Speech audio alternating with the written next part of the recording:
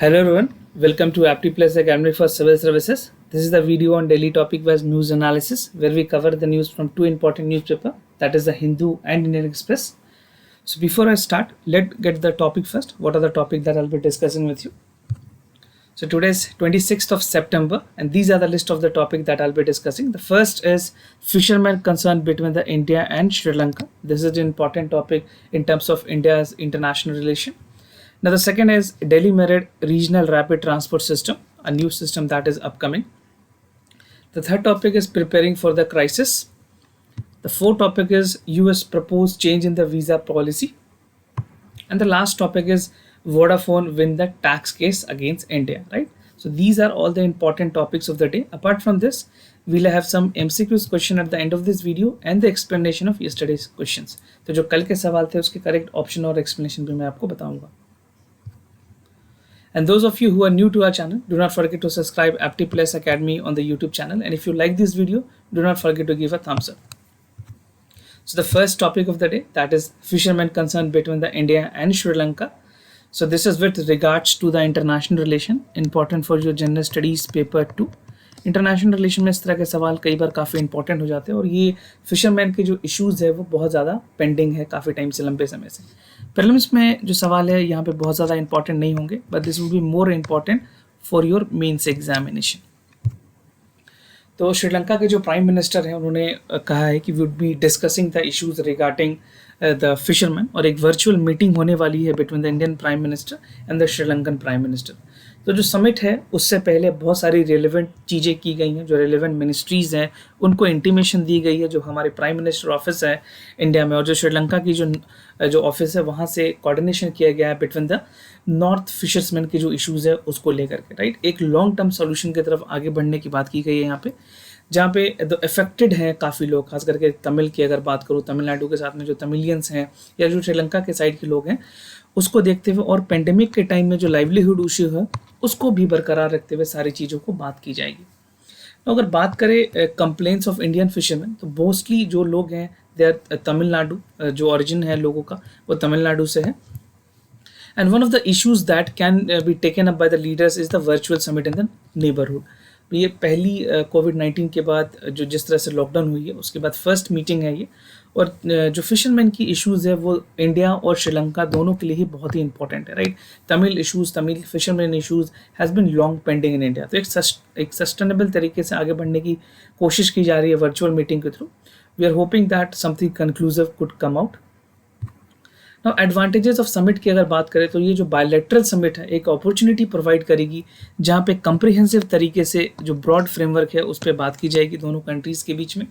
और summit will also call for strengthening and deepening the collateral partnership in the key mutual interest, right. और भी बहुत सारे ऐसे एग्रीमेंट्स हैं जिन पे बात होगी. इंडिया का जैसे मैंने आपको बताया शुरुआत से ही नेबर फर्स्ट का अप्रोच रहा है. The reflection is towards the neighbour first approach, जो सागर डॉक्ट्रिन है उसको लेकर के इट इज़ ऑलरेडी एविडेंट कि India is more inclined toward the neighbourhood first policy. Now Sri Lanka की बात करें तो इंडिया और श्रीलंका में जो बायलैटरल रिलेशनशिप है that has marked are regular high level of exchange. पहले भी हुई थी, अभी रिसेंट में जब से वहाँ पे सरकार बनी है अगस्त में इलेक्शन के बाद. So both Mahinda Rajapaksa and Gotabaya Rajapaksa they are the siblings, उनकी ही सरकार है. तो इस टाइम पे एक बहुत ही अच्छी अपॉर्चुनिटी है इंडिया के पास जो कि सच एक्सचेंज में एक मोमेंटम प्रोवाइड कर सके, म्यूचुअल कॉपरेशन हो, मल्टी डायमेंशनल अप्रोच रखा जाए हर तरह के नेचर पे, चाहे वो कॉमर्स की बात हो, सिक्योरिटी हो, डिफेंस हो, कल्चर हो, टूरिज्म हो, इन सारे सेक्टर्स पे ध्यान देते हुए. Because Sri Lanka is also one of the tourist destination when it's come to Indian people. India के लिए एक अच्छे डेस्टिनेशन के तौर पर भी श्रीलंका को देखा जाता है. टूरिज्म से भी काफ़ी ज़्यादा कॉन्ट्रीब्यूशन है. तो सारी चीज़ों पे काम करने की ज़रूरत है. नाउ चाइना फैक्टर है यहाँ पे जो न्यूज़ में डिस्कस है, थोड़ी सी मैं आपको चाइना फैक्टर के बारे में बता दूँ. तो बेसिकली हो क्या रहा है कि जो मीटिंग हुई थी उसमें ये देखा गया कि चाइना की जो प्रॉक्सिमिटी है वो श्रीलंका के साथ काफ़ी बड़ी है, right. Talking about the China and the Sri Lanka, अगर आप ये Sri Lanka and this is China, तो इनके बीच में जो प्रॉक्सिमिटी है दैट हैज़ अराइजन. और चाइना की जो गेस्चर्स है towards Sri Lanka in the terms of investment has also been risen, right. तो जहाँ भी वैक्यूम इंडिया ने बनाया है in terms of bilateral relationship या किसी भी तरीके से, उस चीज़ को भरने के लिए या उस चीज़ को फिल करने के लिए चाइना इज़ ऑलवेज देयर, इधर फिनेंशियली और इन terms of any other thing, right. तो ये बहुत ही ज़रूरी होगा इंडिया के लिए कि अपने जो म्यूचुअली एग्रीमेंट्स हैं या फिर जो जेस्चर्स हैं वो पॉजिटिव रहें, ताकि जो हमारी रिलेशनशिप है श्रीलंका के साथ वो वापस से ठीक हो सके, जो कि ऑलरेडी अभी ठीक है, but we don't want China to create a vacuum and fulfil in terms of building the infrastructure और any other aids, right. Now coming to the other topic, that is Delhi Metro Regional Rapid Transport System. ये आपको आज के हिंदू के national page में मिल जाएगी. एक important infrastructure को लेकर के बातें की गई है. So this is very important for your general studies paper 2 and paper 3. And many a times this Meerut rapid transport system can be important for the prelims examination.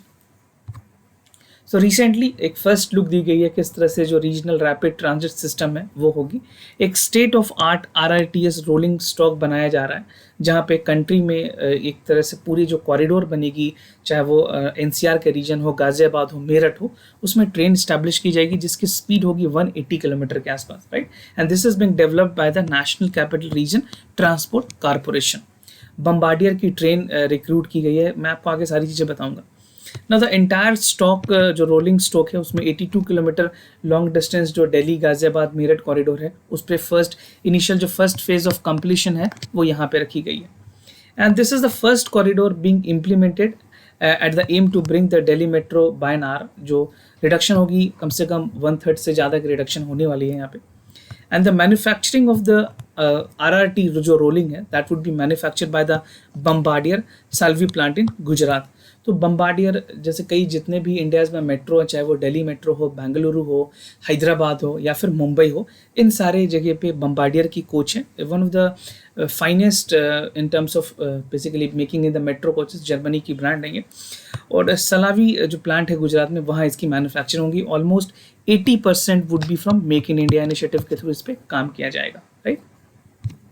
ना प्रोटोटाइप जो है वो बनाए गए हैं. शेड्यूल भी कमर्शियली की जाएगी फ्रॉम 2022. बहुत सारी चीज़ें जो इंफ्रास्ट्रक्चर बननी है, स्टेशंस बननी है, उस पर काम काफ़ी धड़ल्ले से चल रही है.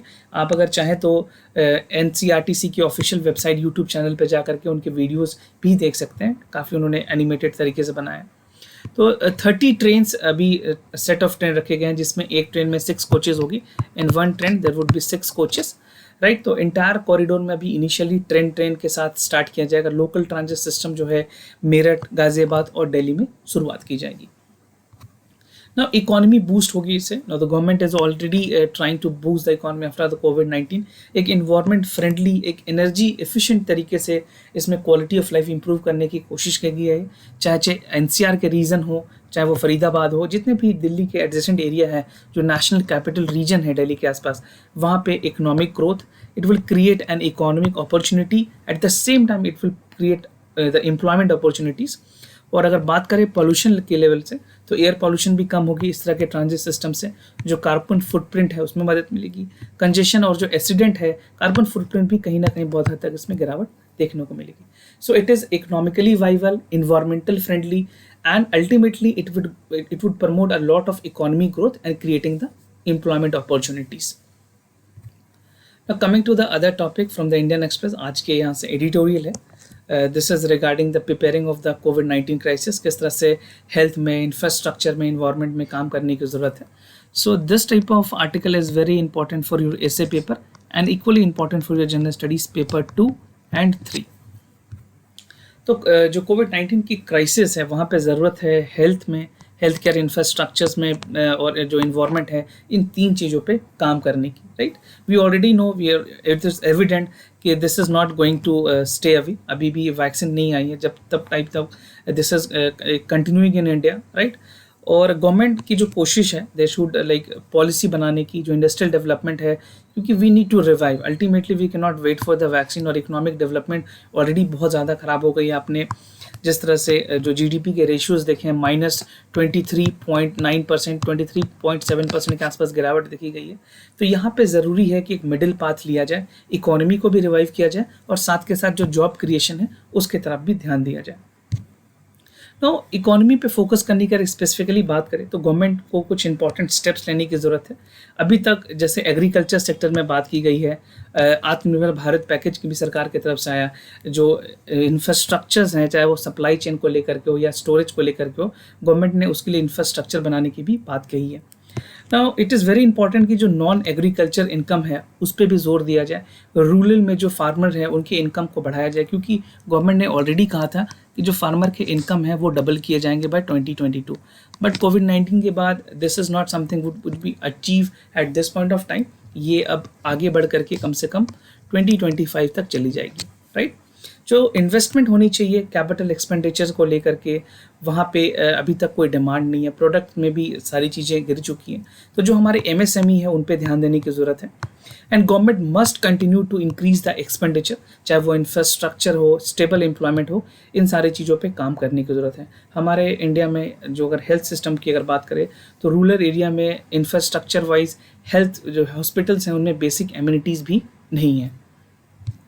नाउ फोकस करते हैं थोड़े हेल्थ केयर पे, कुछ इंपॉर्टेंट पॉइंट पे। अगर स्पेंडिंग की बात करें तो गवर्नमेंट ने कहा है दे would be spending 14,000 crore rupees, but at this point of time giving the covid isolation centres जो हैं, ICU के बेड्स हैं, रूटीन प्रिवेंशन जो सर्विसेज है, इम्यूनाइजेशन है, वो बहुत अच्छी नहीं है इंडिया में। And it is also like जो मोर क्रिटिकल है, हेल्थ केयर नीड्स हैं, कैंसर के स्क्रीनिंग है, ये सारी चीज़ों पे ध्यान देने की ज़रूरत है। This need to be established. एक हायरार्की पे काम करने की ज़रूरत है, जहाँ पे चाहे वो छोटे लेवल हो, चाहे वो Tier 3 सिटीज़ हो या Tier 2 सिटीज़ हो, सारे लेवल पे एक ऑप्टिमम हेल्थ केयर सर्विसेज होनी बहुत ही ज़रूरी है। एंड वाइल कोविड-19 related infrastructure spending should continue as a top priority, right.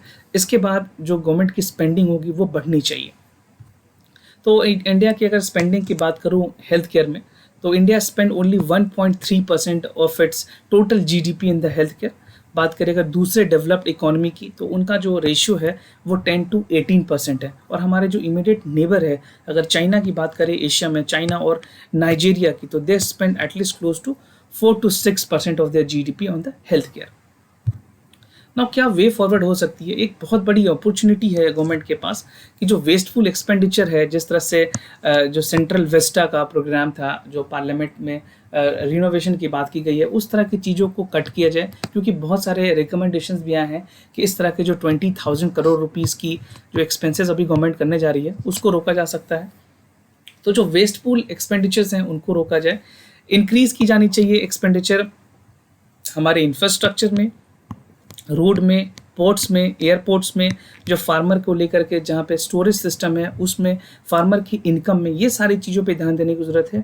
जो 800 मिलियन पुअर पीपल है उनके लिए कुछ इंपॉर्टेंट प्रोग्राम एंड पॉलिसी बनाने की ज़रूरत है। जो लोग बेरोजगार हो गए हैं, the people who do not have livelihood, they need to be addressed by the government first on the priority basis. Now coming to the other topic, that is US proposed the change in the visas policy. So this is very much important for your general studies paper 2. So recent में US की जो department है, department of homeland and security, जो सारे visas की policies को देखती हैं, उन्होंने कुछ पॉलिसीज़ में चेंजेस किए हैं। जो आई वीज़ाज़ होती है, that is for foreign media, student के लिए F वीज़ाज़ दी जाती हैं, और जो एक्सचेंज विजिटर्स होते हैं उनको J वीज़ाज़ दी जाती हैं। तो ये तीनों वीज़ाज़ की जो कैटेगरीज़ हैं उनमें चेंजेस लाई गई हैं, बिकॉज दे वांट कि कुछ और कंक्लूसिव निकाला जा सके। वहाँ पे भी सिचुएशन अच्छी नहीं है यूएस में भी। Now the proposal has fixed the time period and extension for the period of 3 years for the visas categories। जो मैंने आपको 3 कैटेगरीज बताए हैं, उनके ड्यूरेशन ऑफ स्टेटस और जो फ्रेमवर्क है वो बताया गया है। तो अंडर द प्रेजेंट सिस्टम अगर बात करें, जो वीज़ा होल्डर होते हैं उनको अलाउ किया जाता है as long as they are admitted in the universities. Like अगर कोई F वीज़ाज होल्डर है, स्टूडेंट होल्डर है, तो जब तक वो यूनिवर्सिटीज़ में इनरोल हैं तो उनको वहाँ पे रहने दिया जाएगा। बट अभी जो प्रेजेंट में स्टूडेंट वीज़ाज़ की अगर बात करें, तो जो नई सिस्टम प्रपोज की गई है उसमें F और J वीज़ाज के जो स्टूडेंट्स होंगे, if they are admitted initially for 4 year under graduate programme, जो अनग्रेड प्रोग्राम्स में जो जिसको अंडर ग्रेजुएट प्रोग्राम बोलते हैं, यूएस में अनग्रेड बोलते हैं, तो उस तरह के जो डिग्रीज में इन्वॉल्व होंगे उनको 4 साल के लिए तो हटाया नहीं जाएगा, they would be there. But जो PhD के लोग हैं, जो अपने 2 साल की PhD कई बार 4 साल में करते हैं, उनको फिक्स टाइम दे दिया जाएगा कि they have to complete their programme within the time and no extension can be there. वो एक्सटेंशन के लिए अप्लाई कर सकते हैं, बट प्रेजेंट के कंटेक्स्ट को देखते हुए दे हैव सेड कि they would not be augmenting और increasing the extension. Now the other topic is Vodafone Wind tax case। Basically जो वोडाफोन को लेकर के जो टैक्स की जो डिस्प्यूट्स हैं उसको लेकर के रेट्रोस्पेक्टिव टैक्स की बात की गई है। सो this is again important for your general studies paper 3 economy point of view से, और आप इससे में भी इस तरह की चीज़ों को कोट कर पाएंगे। तो रिसेंट जजमेंट आई है इंटरनेशनल आर्बिट्रेशन ट्राइब्यूनल की, जो कि हेग में लोकेटेड है। वहाँ से डिसीजन ये आई है कि जो इम्पोजिशंस थी टैक्स लाइबिलिटी की वोडाफोन के ऊपर, उनके जो इंटरेस्ट थे, जो पेनाल्टीज़ थी, उनको ख़त्म कर दिया गया है। और ये इन्वेस्टमेंट ट्रीटी एग्रीमेंट जो हुई थी इंडिया और नीदरलैंड के बीच, उनका कहीं ना कहीं वॉयलेशन है। So what the tribunal has said, Indian government को उन्होंने कहा है कि जो भी आप टैक्स ले रहे हैं that is a breach of fair and equitable treatment and it must seeks to the due to the Vodafone.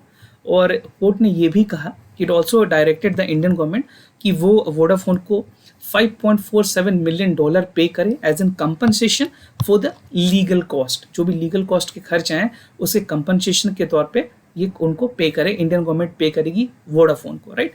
So the government of India is going to pay Vodafone $5.47 million.